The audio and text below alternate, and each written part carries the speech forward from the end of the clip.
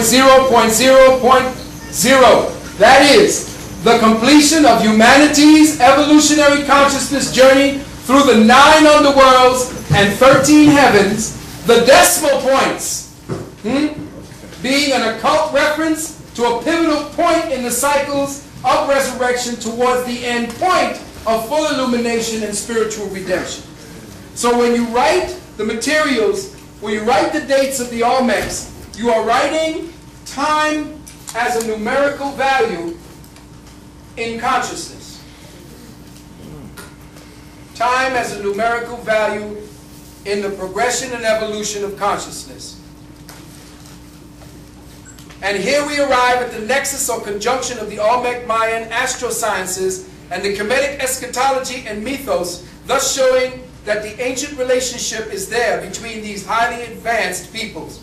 The correlation is seen in the Olmec Mayans' sacred tree and the Cometian tree of life, where both mythos have it sitting at the doorway of the underworld. Now, if we take a snapshot, the Mars were not observers of chronicles of administrators of mundane Earth cycle time as we know it, but of cosmogalactic time, or time as consciousness evolution, depicting our planet's sojourn through the 9 hollow dimensional tapestries of creation. There are 9 holographic dimensional tapestries to creation. Instead of just one underworld, which European Christianity considers to be the be-all and end-all for the damned, the 9 underworlds represented the 9 key steps in humanity's evolution in consciousness. Thus, time in the Olmec Mayan calendrical system, in the time, there are 9 different cycles, time cycles, linked to a 360-day year, which is referred to as a tun. A sequence, listen carefully, a sequence of 13 of these time periods equals a creation cycle of 13 heavens with their specified durations. In other words, each of the 9 underworlds was created through a sequence of 13 heavens. So you have a pyramidal structure of consciousness. And each one, built on the first harmonic cycle, became, as it built itself out, it built itself through 13 variable frequencies to become whole. And then, in that process of building that first cycle, the second cycle is born.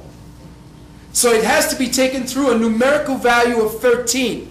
Again, what is the number of Christ? No, it's not 12. That's the number of the apostles. The Christ number was the value of 13. The number 13 is very sacred in the Illuminati because they understand what that means when it comes to harmonics and cycles of accretion. How many have heard or saw my Book of the Earth tape? In the Book of the Earth tape, I spoke about consciousness accretion and the fact that we, through these 9 cycles of creation and the 13 heavens, in order for us to build our own personal consciousness within a specific cycle of life, that the one element that has become so far 89, what we call, hydrogen, oxygen, carbon, helium, these things. These are all part of the harmonic resonant variable of consciousness because there is no 88, there is no 104, there is no 90, there is no number to the elements. This periodic table that we use in science is an illusion. There is only one element, and that is hydrogen.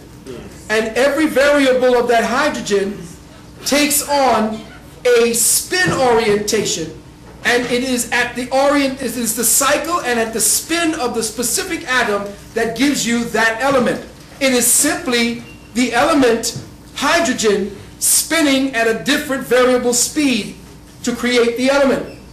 So, what happens in the development of a consciousness cycle, we expand the consciousness variables within a hologram of being so that we begin to deal with consciousness and perception from every angle of the hydrogen.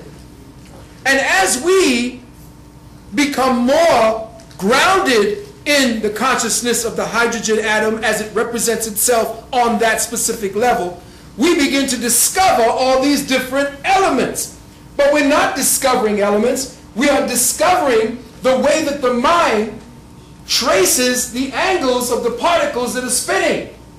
And as we begin to become conscious, more earthbound, we begin to see all the different variables that the hydrogen atom can become. And that's how we get stuck in the illusion, because we keep using thought to solidify each of the variable directions and vectors of that spin. We keep solidifying it and making it real with our thoughts. We give these hydrogen vectors a place to exist by the way we use our thoughts. And when our thoughts are being used a specific way, we now create another element to match it. So as man began to depreciate and degenerate, as well as to become more technically involved in his mind, he began discovering all these different variables of the one hydrogen, and thus became more trapped by the illusion. Now what you have to do is to reabsorb or go through a consciousness accretion of taking all those variables and bringing them back to the self that is giving them their dimensions, that is constantly looking to see all the different variables and thinking that these different illusory spins of that particular particle is real. And it's not. It's just you using your thought process and crystallizing the illusion. So through the consciousness accretion, you stop looking at the illusion as the reality and begin to come and call all those energies back to yourself. Which is why you don't deal with this bullshit. This is why it's hyperdimensional warfare. Which means you got to start taking all the energies from this dimension and incorporating them into your morphogenetic field. Your morphogenetic field is your form-holding field. You have a form-holding field which you call your aura. Without it, you would be all atoms scattering in space. So inside of this morphogenetic field, you have to switch the polarities and begin to withdraw from the illusion and draw back all of the thought energies you put into those particular spin orientations, and then bring yourself back into the oneness, so that once you have accreted all of the energy bands that you've given off in your thoughts, now by bringing the whole dimension back into your morphogenetic field, boom, you disappear like your ancestors did. And you live on a whole other dimensional vortex of reality. I just broke down for you how to get the fuck out of Dodge.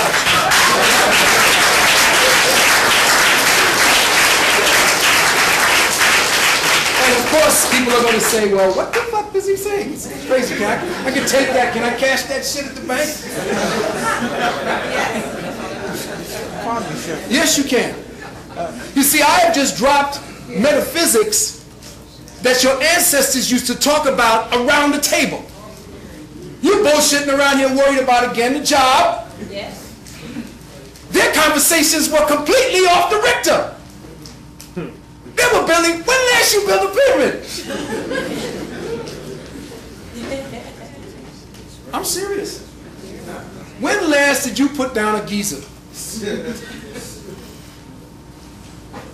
The reason being that you are caught up in what you believe to be the spin orientation of reality. It's not. It's an illusion. It's a harmonic phased illusion, and your thoughts are supporting it. And what you do, the elements obey. What you think, the elements obey.